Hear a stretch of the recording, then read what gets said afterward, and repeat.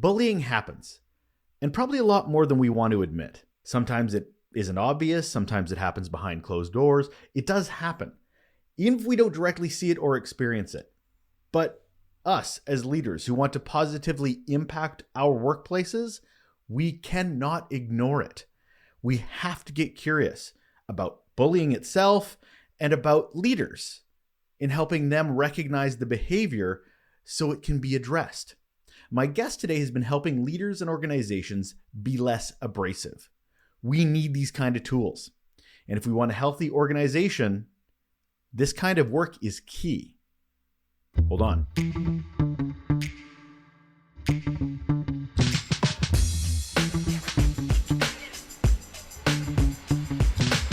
Hello, hi, and welcome back to Relationships at Work, the leadership mindset guide to creating a workplace we love. I'm your host, Russel. Thank you so much for joining me. I'm a leadership and communications nerd, don't you know, with a couple of decades of experience in both of those areas and a whole heap of curiosity, like you do, about how we can make the workplace a better place. And if you're a leader trying to understand and improve your impact on work culture and the employee experience, well, you're in the right place. A place I never want to be in is one where I'm feeling bullied or seeing my colleagues get bullied. So many of us experience this, either ourselves or as witnesses to it. To back that up, the Workplace Bullying Institute did a survey in the US in 2017 and found that 19% of Americans reported bullying at work, about it happening to them. In addition to that, 19% said they witnessed it. That's almost 40% of employees being engaged in bullying behavior directly. That same study also touched on all the impacts that bullying can have and has had. Things like mental and physical health impacts, job satisfaction, productivity, morale, stress, anxiety, depression, even physical symptoms from being bullied at work. I remember being bullied at work. You feel small, you feel replaceable. You feel like it's about surviving the experience, not thriving in an environment. And I've talked with so many people on this podcast, just people that have come up with me, the listeners. It is trauma that has followed people for decades, sometimes ruining their lives. Bullying needs to be taken seriously. We can do better.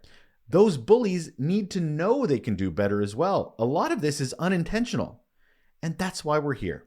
Dr. Laura Crawshaw, our guest today, is a psychotherapist, and she's been doing a lot of work to help us to have the tools so we don't live in a world where bullying is tolerated.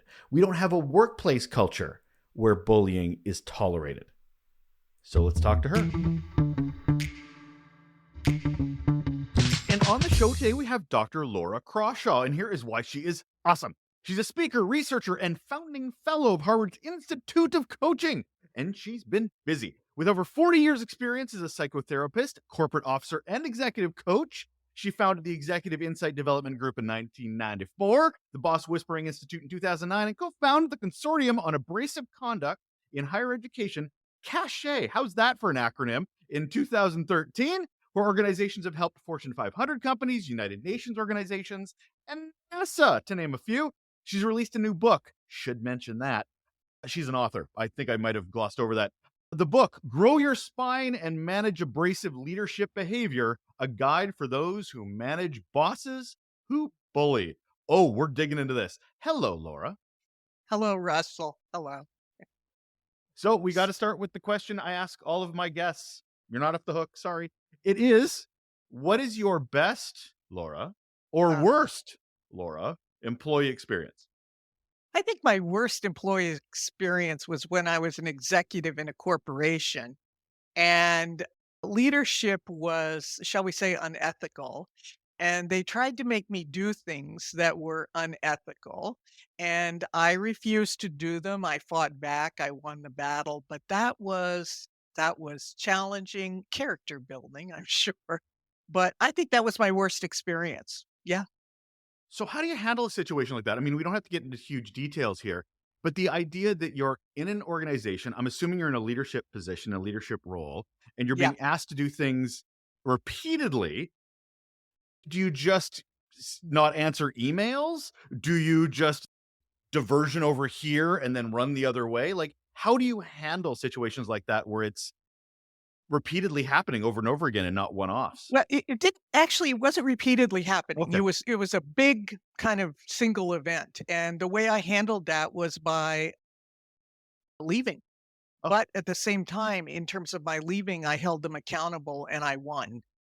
So I did not leave quietly, and that's so I was able to stand up sure. for myself, which most people who experience workplace bullying are not able to do. Okay. Mine was sort of a rare circumstance. And Yeah. I'm really excited to talk to you about this today. I've had Sure. a guest on the show who's spoken from a bullied standpoint. She was certainly, I hate using the word victim of it, Oh, but no. certainly an organization. Target's another term that's used for people who don't want to be called victims, but go ahead. Yeah. Yeah, and totally fair. So Yeah. I'm thrilled to talk to you from a employer standpoint, an organizational standpoint, and their role in allowing Yeah. turning the other cheek. So before we get in anything, Lauren, I love doing this on the show, which is defining terms first, Sure. because who knows what we're talking about unless we do that. So, what constitutes or defines bullying at work? Okay. So first of all, there are 1,000 definitions of Mm, bullying, and I even wrote a paper about that. So, number one, there are legal definitions of bullying which hold in certain countries. In the United States, we have no legal definition of bullying. And I think that you're much better off. The term I use is abrasive behavior. And this is behavior that rubs people the wrong way, leaves wounds. It's essentially interpersonal interactions that are sufficiently damaging to disrupt organizational functioning. My focus is I've been coaching abrasive leaders for over 35 years now, and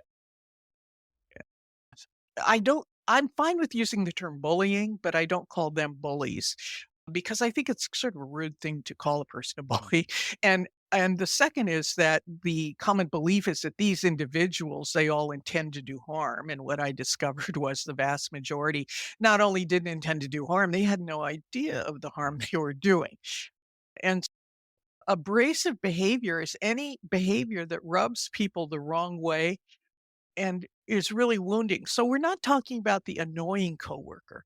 We're not talking about the irritating coworker. We're talking about an individual whose behavior, and there's an endless array of abrasive behaviors: domination, condescending, micromanaging, shouting, yelling, throwing, hitting,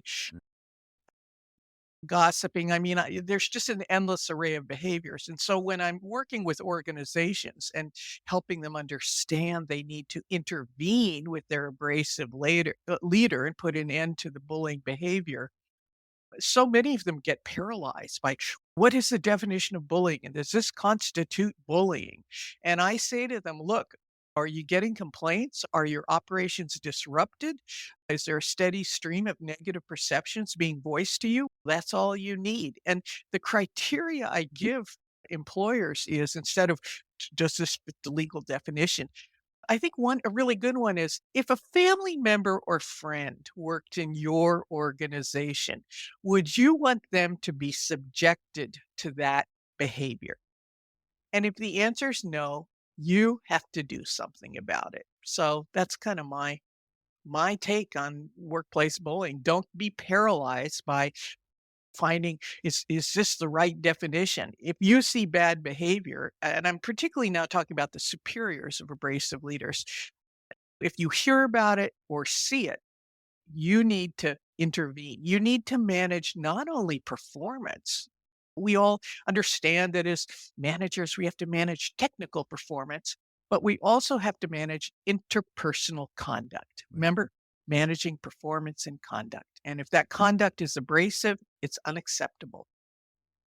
I Okay. remember I remember chatting in our pre-chat, and we were Yeah. talking about how bullying behavior by leaders seems to be ignored or tolerated Uh due huh. to inaction. Yes. Why? We kind of touched on it, but I wanted to save it for our conversation. So why is it that organizations do that? Okay.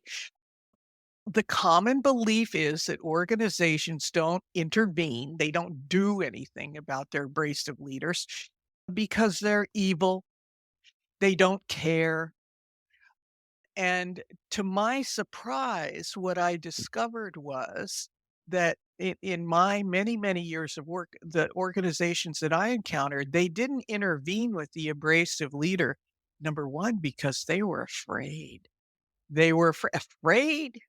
The superiors are afraid. What are they afraid of? They're afraid of two things. One is afraid of being harmed. So for instance, let's just say Chris is our abrasive leader. Chris is our top money maker. He's our top software designer. He's our top salesman. And if we intervene with Chris, if we confront him on his behavior, he could quit and we could lose a lot of money. Mm, Okay. So we could be harmed that way. Chris could sue us. Chris could turn on me. Chris could sabotage our operations. Chris could accuse me of abrasive behavior. I'm no saint. So that's the idea of being harmed. That if we intervene, we as an organization or me as Chris's boss are going to be harmed. The other is the fear of doing harm.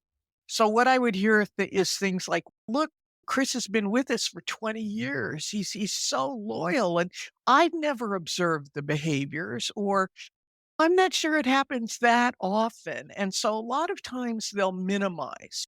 It's I remember sitting in one one law firm where the head of the law firm says, "It doesn't happen that often," and I said to him, "How often is too often?" And he did not like me. great So, question. yeah, so how if this person's attacking coworkers, is 1 attack a month okay, but if it gets up to 3 attacks a month, you gotta so anyway, so so they're afraid of doing harm or being harmed. You might hear, "Look, Jane has been with us. She's my top person, and she's going through a divorce, and I don't want to make life worse for her." So it's the fear of being harmed or the fear of doing harm. And I will just cite recently, Adidas is located their North American office is here in Portland, Oregon.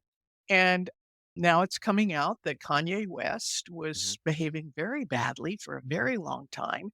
And for them to end that relationship and take a stand meant losing billions of dollars. Okay, Mhm. so there's an example there.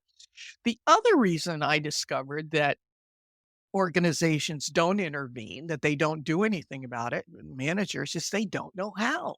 Yeah. So they'll say things to me like, I did talk to Chris. I sat down with him a year ago and I said, look, we're getting steady stream of complaints. People say you do XYZ. This can't go on. And Chris listened and things got better for a while. But then they are back where they were. Or they'll say things like, "We sent Chris to a communications class," which is totally ineffective with Mhm. abrasive leaders. Most employers, I think they feel afraid, they feel hopeless, and they feel helpless, and they feel the only thing that we can do is fire this person. That's the Mhm. only option. And they don't wanna rush to do that. I have empathy for their position, but what they need to understand is they still need to manage conduct. And it's also and you give an example there of Mhm. they're not properly trained. They don't even know what to look for. Right. How do you know bosses are bullying in your organization, especially if you seem out of sight, out of mind? I don't see it. Maybe they don't know what to look for. So what are the flags that you would recommend to look All for? right. Usually you don't have to look very hard. Let's Right. say that you're Chris's boss. What's going to happen is people are going to come to you and they're going to bring their complaints. I call them negative perceptions. They're going to say Chris did this or Chris did that. Human resources is going to come to you and they're going to talk about it. Or people are going to lodge informal or formal complaints. And so you're going to hear through those mechanisms that something's going on. I call those indirect perceptions where you hear about it, but you didn't directly observe it. Okay. A direct perception is when you see it going on. And a lot of times you will. You'll be in a meeting and Chris is publicly humiliating Mm. another person and it's, hello, what's going on? So the signs are these negative perceptions. And another thing that I want to share with these leaders is a lot of them will say, I can't do anything because I didn't observe it. Mm. It's just hearsay. And you know what? You need to hear hearsay when this comes bubbling in. And if you think that employees feel empowered to just file complaints and come racing into your office, they don't. They're afraid. Everybody's afraid in the scenario. They're afraid to go above Chris and report their concerns because they're fear retaliation. They fear that you, Russell, will discount them, won't believe them, will ignore them, or say, that's just the way Chris is. And they leave your office feeling hopeless, helpless, and wounded. So it's a really sad scenario. There's so much suffering, I think, on so many fronts. Now, keep in mind in this scenario, it's a different Russell. It's not this specific Russell, just so we get I just know, I covering my own know. ass here. I'm just I'm just using you as an example. Of course. So, how do advocacy groups fit into this? Because I'm thinking of unions where there is a different perception from their ability, because considering they're defending or looking out for the employee in these situations. Unions are, I think, very open Mm. to the kind of executive coaching that the method I developed for helping abrasive leaders, because on the one hand, yes, they're supposed to defend the individual who's being pointed at as the bad guy, but on the other hand, they know that something's going on. They know, that things are not going well. So I've had good discussions with unions, and so often unions are willing to support an abrasive individual getting help to turn around their style, as opposed to the company just terminating them. So, yeah. You're mentioning sort of the micro Mm, of the, from a smaller standpoint of looking for sure. signs, getting these complaints. What are Yeah. the macro effects of bullying within an organization that really should be worrying some of these leaders who are not paying attention? Well, it's rather impressive. Number one is attrition. Mm. People have a lot of confidence in their abilities, who are very competent. Many of those just won't put up with that kind of behavior. So first of all, you're going to lose good people. All right. That's one cost. And so you see increased attrition. The turnover, replacing people is very, very expensive. You could see lawsuits. I mean, there's more and more litigation going on in this realm. And then the researchers by the name of Pearson and Porath did a very interesting study. And what they found was they interviewed people who had been treated badly, who had been bullied. And what you see is there's just a dramatic drop off of motivation. Why should I work hard when I'm being treated badly at work? You see absenteeism. There's a upsurge in medical claims, people going out on leave. Yeah, it's just so damaging to productivity. Yeah, there are a lot of impacts. There's a lot of research on this now that shows. And you've mentioned too that people will hear these complaints, but Mhm. a lot of people don't lodge them. So if you hear of one Right. or two, there's probably 15 or 20 that people are just not feeling that psychological safety or that comfort level to talk to these bosses, because bosses that are tolerating this behavior are not seen as safe spaces Right. to provide that feedback. Okay, it's a very interesting point you bring out. So first of all, so often there's this whole focus on let's develop strategies for the targets. Well, my answer to that is I don't think targets should have to find ways to protect themselves. When Mm. you think about child abuse, do we give children strategies to deal with their abusive parents? No, we don't. We don't hold that expectation. And I believe the same. It is not the responsibility of employees to find ways to protect themselves or fend off the bullying. It's the employers. It is the employer's responsibility. And one thing I talk about a lot in my book, Grow Your Spine, is developing a management backbone. And the first vertebra of that backbone, I'll read it because I don't have it memorized, is This I am the guardian of my organization's mission and the employees who work to fulfill it. And for managers to think of themselves as guardians of the employees who work to who make the widgets, who sell the whatever. That's kind of a novel concept because so many times managers think, I'm just here to get the widgets out the door. Actually, you're there to take care of the people and serve as their guardian and protect them from any kind of physical threats or psychological threats. Now I'm forgetting your question, Russell, but I don't know. I like to, I kind of go on these riffs. I was just going to say, I mean, basically anybody that's a manager, and I'll put air quotes in Yes. there, that talks Yes. about widgets isn't a Oh, leader because they're not looking at these as humans. They're looking at these as a means to an end. no, I mean, no. When I mean widgets, I mean like, let's say you have a software company and Sure. your employees write software. Okay, certainly most managers think it's my job to go and get the software produced. Yeah, it is, but it's also to serve as the guard. That's the mission of your organization. But in order to fulfill that mission, you have to serve as the guardian and make sure that people are being protected from threats, physical or psychological. Yeah, the other thing I know what you're talking about now. So, first of all, the idea that we should there's so many survival guides. Those okay, here's what you say to your boss. You go in and you say this, you say that. And again, I'm sort of like, gee, we no, it's not their job to carry with their abrasive leader. And then I will say that the most effective strategy, because I've interviewed thousands of Right. people who've been affected, the most effective strategy was what I call the mass mutiny strategy, which is when multiple people discovered it wasn't just me that was being bullied, but Right. other people. And what they would do is they would go to management above Chris and voice their concerns. Now, this could take sort of people going en masse. I don't believe in having flaming torches and you know, calling for people's heads when you do that.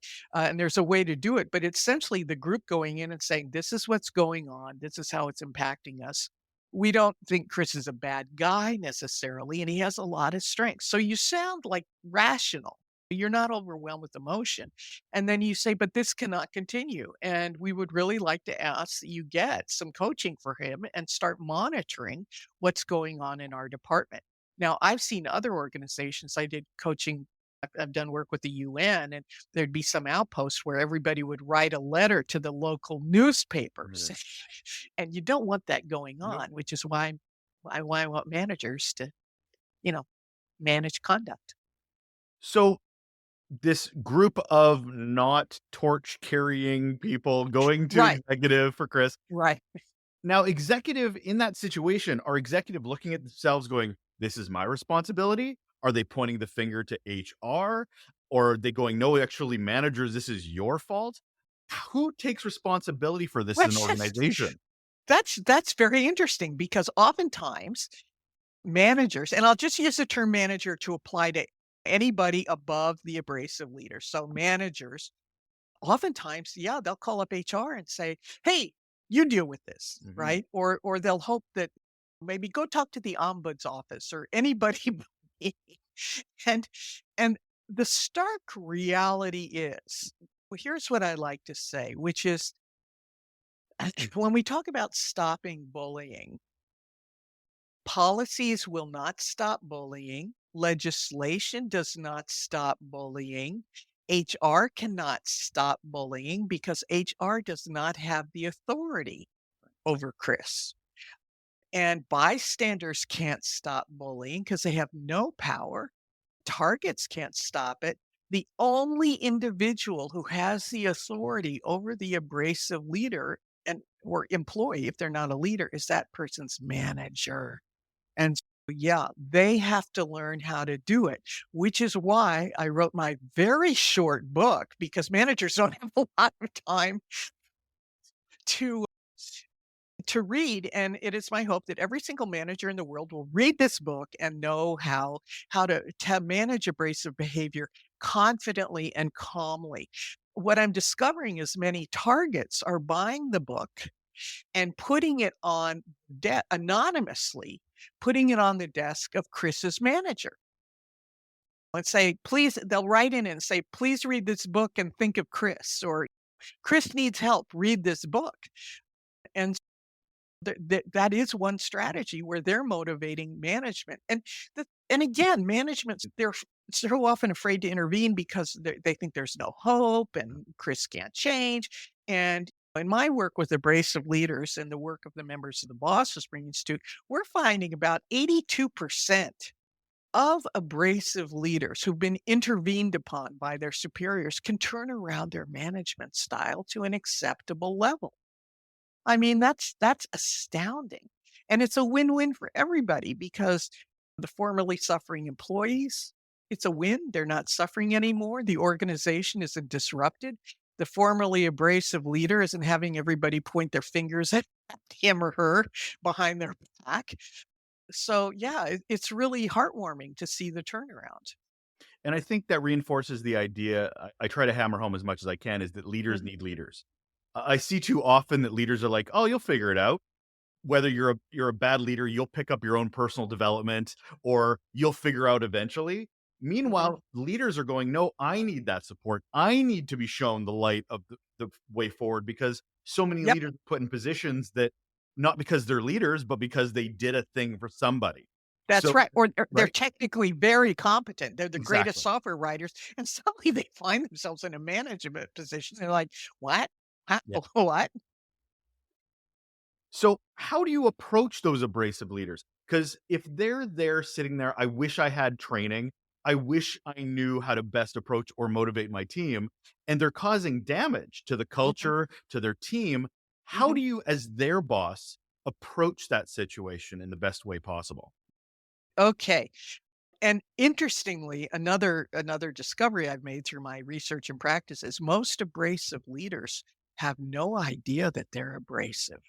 Why is that? First of all, because nobody gives them feedback. Everybody's afraid of them. So you're not going to go into your abrasive boss and say, "Hey, I didn't like the way you publicly humiliated me at a meeting. Knock it off." Fair. No. So they don't get the feedback. And so they're generally quite clueless. Now, what happens is, let's say Chris's superior is Paul. Okay. Paul's gotten all sorts of complaints. Paul decides, I got to do something. I got to do something. And Paul may have even talked to Chris before. Since abrasive leaders do not perceive themselves to be abrasive, simply telling them that there are a lot of complaints you need to change doesn't work for two reasons. One is they're in denial. So what they'll do is they'll say, no, it's the employees. They don't understand. They're lazy. They're incompetent. I have to kind of bark to get them moving. So there's a lot of projection onto them. They'll get very defensive. All right. So they'll say, it's not true. I'm not abrasive, whatever. And so they see no need to change. And so simply telling them, hey, the situation's not good. You need to turn this around before somebody files a formal complaint and there's a big investigation. You need to get on this. So that doesn't work because they don't see themselves as abrasive. The second reason it doesn't work is they know no better. They know no better way to motivate people. When we think of carrot versus stick, they use the stick. Why is that? Many reasons. They may have grown up in families where people were were very aggressive and they view that as natural and normal. I had one client who said to me, "Oh yeah, my dad used to kick my ass and look where I am today, vice president." That's his idea of how you get somewhere. They know no better way. And so they need help. And that many years ago, I developed a specialized coaching method for abrasive leaders called boss whispering. And so what Paul needs to do is needs to sit down and understand that this intervention, which basically means stating limits and consequences for further abrasive behavior. So, very briefly, the limits are, hey, we're getting a lot of complaints, negative perceptions. This cannot go on. That's the limit. This cannot continue. Now, the consequence, each manager needs to think through the consequence. A consequence, of course, the most severe is if this continues, I will be forced to terminate you. But you don't always have to impose the most dire consequence. It could be if we receive further complaints, you'll not be eligible for promotion, or we will not. I've had some employers said we can't give you a bonus, or that we'll move into disciplinary action. So that's what motivates these abrasive leaders to enter the coaching. Because initially in the coaching, they go, I don't get it. Why is everybody on my case? This is the first time I ever got feedback, and it's my employees. And what am I supposed to do? And the coaching helps them understand how you lead people with a bit of psychological insight, and you surrender the stick and you pick up the carrot. Yeah, so they need help. So in the intervention, Paul has to be prepared to sit down and say, look, I'm talking to you like this because I want you here. I want you here for the long haul. You're one of our best software writers or our best researchers, etc. You've been loyal, and you speak the truth. It's not just nicey talk. You say you're of value, but the situation cannot continue. We're getting a continuing stream of negative perceptions of people who feel that they're not being treated respectfully. Now, immediately, Chris is going to say, who said that? Who's saying that? How many people are saying that? Exactly what are they saying? And Paul's in a terrible bind because Paul can't give a lot of details because people came very frightened and in confidence. And so that's when Paul can say, look, I'm stating the limit. Here's the consequence if this continues, but I also want to offer help. And the help is specialized coaching for abrasive leaders who have negative perceptions about their management styles. And so that it takes a little bit of preparation, and it can be intimidating to sit down and tell someone that their conduct is not acceptable. But I try to help managers know how to do that compassionately, Right. and also to be prepared for all the defensiveness too. Instead of getting that deer in the headlights look when someone says, you're doing this to me because you don't like me, or you don't understand what I'm up against, or you weren't there when it happened. All these defensive, and there are 26 of them in the book, all that I've ever heard. So it does take a bit of little practice and preparation to learn how to intervene confidently and effectively with abrasive leaders, and really with any abrasive employee. Okay. Because you may not, as an employer, want to invest in it. Coaching is not cheap. And if you got an abrasive mailroom clerk, you may not be saying, okay, I'm going to offer you coaching, but you can still intervene and say, look, you need to be aware this is an issue and you need to turn this around. And you can come to me for mentoring if you want. Bring a situation where you normally blow up, as you call it, come talk to me first. So they can offer internal mentoring as well. How does this change as an approach, or does it change as an approach with diversity as a part of this? Because one person's abrasiveness is another person's culture. And you kind of mentioned that about being raised possibly differently, but that could be very different depending on what country you're from. So is it a different lens? Is it a different approach? Yes. Now, this whole question of whose perception prevails, Mm, because many times when Paul talks with Chris, and Paul says, for instance, I directly observed you in a meeting telling a person their idea was a stupid, and that's not acceptable. All right.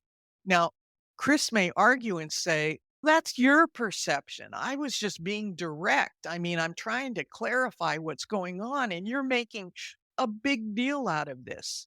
Now, somebody's perception has to okay. Let me ask you, what was the first organization you ever worked in, Russell? I worked in a restaurant chain as a You're wrong. You're busser. wrong. Oh, damn You're it.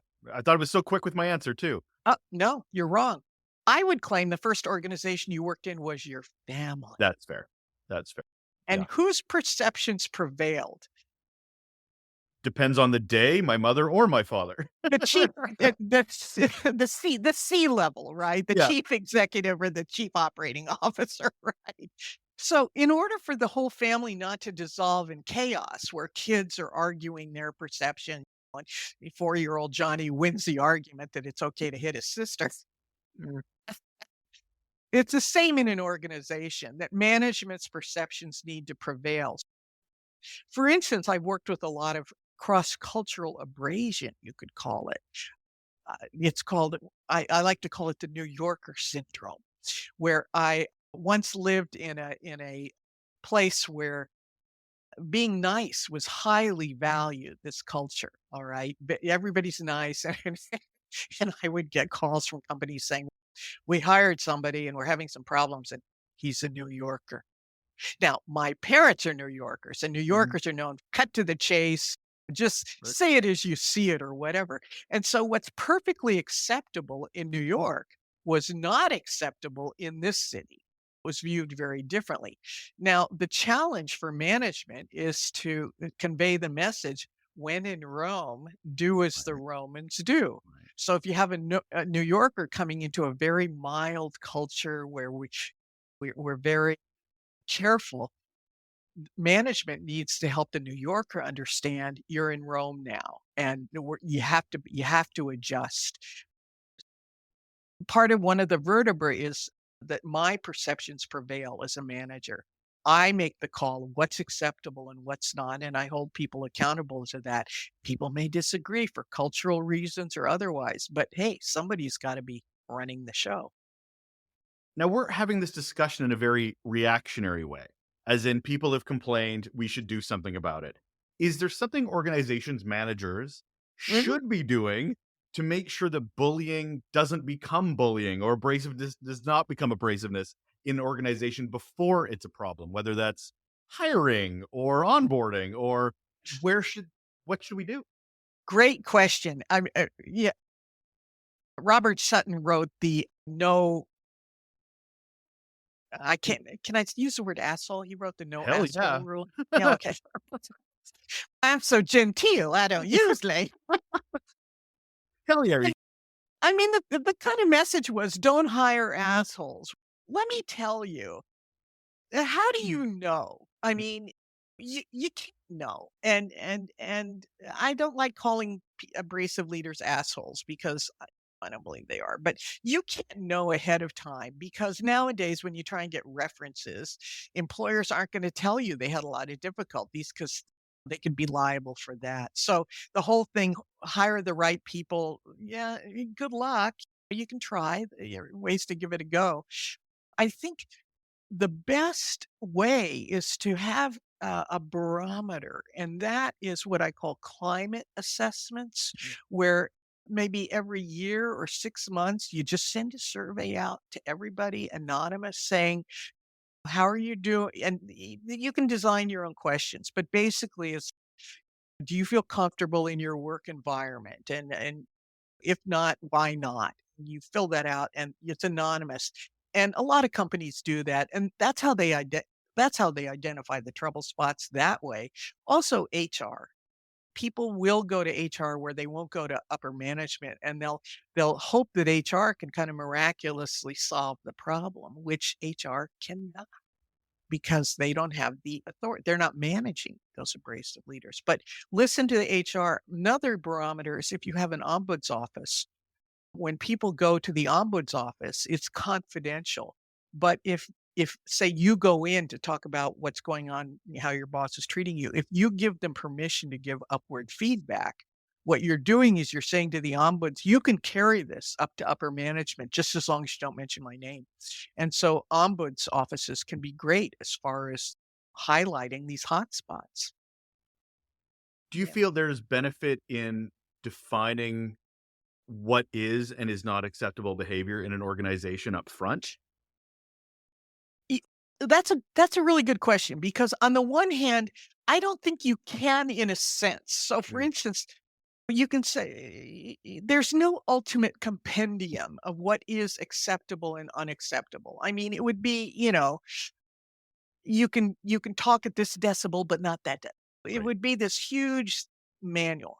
And so what most companies do is they come up with kind of generalized policies of we require that people treat each other with respect. respectful this or that. And even if you look at legal definitions, such as in, I don't know, Australia, they have bullying laws. And their definition of bullying is what any reasonable person would deem to be. And so that's the reasonable person clause. I don't think it's helpful to try and delineate it up front, particularly because you also get into these situations where, well, we were told that we can't we're not supposed to, I don't know, make fun of people, but does that mean we can't tell a joke on their birthdays? And it gets all this kind of convoluted mess. No, I think and another problem is, let me tell you, what's acceptable in one workplace is not acceptable in another. I mean, there's the Pike Place Fish Market in Seattle. I used to hang out there because it's fun. The employees throw frozen fish at each other and yell at each other before they send the fish over, okay? That is perfectly acceptable workplace conduct at the fish market. It would not be acceptable in a library for the librarians to be throwing books at each other. So I think each organization has to define what is acceptable and what is not. And it's not a democratic voting decision. It's kind of like in a family where the parents say, not okay to hit your brother or your sister. Not okay. So again, the leaders have to take the primary role in saying, this is not acceptable, and to feel fine about saying that. Not acceptable. It's a great There. phrase. We don't do that here. We can't accept that here. So you've coached a lot of organizations and aggressive Mhm. leaders. What is the biggest obstacle to organizations getting this right? Mhm. I think I think uh, it's being spineless, and I Mhm. don't say that in a derogatory way, but it's they cannot summon the courage to intervene. And some sadly, as in the case of Adidas, the $1 billion blocker was there. But in most organizations, it kind of boils down to, I don't know how to talk to Chris. Chris is going to get defensive. He's going to be angry with me forever. And even if I talk to Chris, I already talked to Chris a while ago and it improved, but there's no hope because I'll just talk to him again and they'll get better for a couple weeks and then we'll be back to square one. And so I think once they hear that these people need help to change their management styles, then they feel more encouraged and we can kind of help them develop the courage to intervene and and feel hope. And the thing is, what I say to employers, I say, look, okay, if the individual can turn themselves around, it's great. It's a win-win. The employees, that suffering ends. You're not facing lawsuits, formal complaints, all that kind of thing. And also the formerly abrasive leader is grateful that you invested in them. Okay. But what if the abrasive leader can't turn around and you end up having to terminate them? All right. What about that scenario? The thing is, you will know much more quickly because you offered the help, you did everything that you could do as an employer. That's all you can do. You can intervene, state limits and consequences, and offer help. That's all you can do. And if they end up having to be terminated, that spared you years more of abrasive, disruptive Sure. behavior. That's the suffering does not and oh, it's just terrible. I mean, one of the first encounter I ever had with workplace bullying, I was up in Alaska. An employee came in. He was worked for one of the oil companies, and he came in. He said, "I'm really mad at my boss." And I was like, "What?" And he cited a whole litany of bullying behaviors. And he said, "I'm really mad." I said, "How mad are you?" And he said, "I'm thinking of killing him." And I said, "Have you thought of how you do that?" And he said, "Yeah, the gun's in my truck." Wow. That was my first encounter with workplace bullying way back in the '80s, and so I trotted down the hallway. I was a newbie clinical social worker, and I said to my boss, "What do we do?" And he says, "Ask him if he'll give us the gun." And he did, and I will never forget the look of relief in his face when he gave me that gun, and I'll tell you that was not the only gun we collected. So the suffering is terrible. And I remember interviewing one employee who was every time he'd go to work, he'd contemplate driving into the river next to the factory because he was so depressed and it was so horrible to be treated badly. So there's terrible suffering and it can be stopped. That's the thing. But the only ones who can stop it are the manager. That's it. Thanks so much for this, Laura. I yeah, I really appreciate you taking the time to sort of highlight the fact that this is a problem and it has ripples. Like every time I start the conversation of what's your best or worst, Mm. a lot of them start with worst and a lot of them start with 20 or 30 years ago because people carry this stuff, Oh, the for wounds years. are lasting. The Yeah. working wounded, those wounds don't heal. So let's wrap it up on a happy note, Dr. Sure, Laura, sure. with what's one simple action Uh, people can do right now to improve their relationships at work?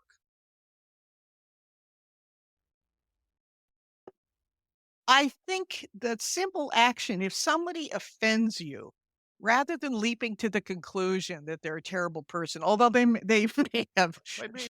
behaved badly enough that you've come to that conclusion. But if somebody says something offensive to you, I think instead of immediately condemning and concluding that it was, is to just get curious. And by that I mean saying later on, when we were in that meeting, you kind of just cut my idea off there and didn't want to hear about it. I was wondering, is that because you didn't think it was worthwhile, or help me understand? Getting curious means getting people to talk about why they're doing what they're doing. And sometimes that can reduce the defensiveness. So that'd be my little, you know, get curious. Don't just assume. That is Dr. Laura Crawshaw. She's a Mm. speaker, researcher, and author of the new book, Grow Your Spine and Manage Abrasive Leadership Behavior, a guide for those who manage bosses who bully. Thank you so much for being here, Laura. Thank you, Russell. Thank you very much. That is it. We are done. Another episode of Relationships at Work, the Leadership Mindset Guide to Creating a Workplace We Love. If you enjoyed this episode, I highly recommend going back into our archives into episode 60, where I talked to Rita Shand and we talked about bullying, but from the perspective of the person being bullied. She now goes into organizations and helps them understand the impacts of allowing bullying to happen, to thrive, to go ignored, what it looks like, what it feels like. And we really got into it. This is a really good bookend to the episode you just heard. So I'd highly recommend going back to episode 60 to really round out your thoughts and maybe shift your mindset a bit when it comes to workplace bullying. Thank you so much for once again being part of the show. I really, really appreciate your time and your listening. If you have a moment, I have that ask. I do. I have an ask. If you're on Spotify or if you're on Apple Podcasts, they have an area you can scroll down to on the app for ratings and reviews, and you just actually leave one there. Maybe it's a 5-star review. Maybe it's a comment about enjoying the value of the show. I don't know. You do you. But thank you so much for taking that time. It really does help the show thrive and get found. Take care.